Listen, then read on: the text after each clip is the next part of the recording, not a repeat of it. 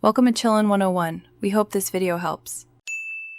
You start by confirming the wall material and locating studs or hidden utilities.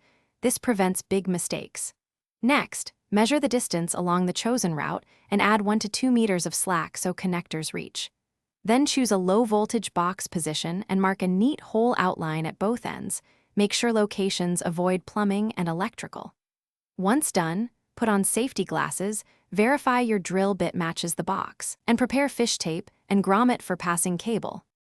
You'll cut the openings now. Use a drywall saw for gypsum or a hammer drill an appropriate bit for masonry. Drilling from both faces reduces blowout and keeps edges clean. Then feed fish tape through one hole until it reaches the opposite opening. Attach the cable jacket to the tape with tape wrap, not just the connector.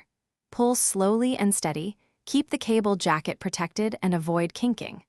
After the pull, seat the cable in a grommet and mount the low-voltage box. So the cable rests, you finish by stripping the outer jacket and terminating the pairs on a keystone jack or patch panel, following T568B or your network standard so both ends match. This ensures predictable signaling.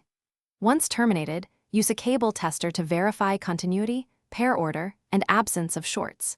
If the test fails, make sure the jacket was removed cleanly and reseat or re-terminate the pairs. Finally, mount the faceplate. Secure the cable with a strain relief and seal around the box to prevent drafts.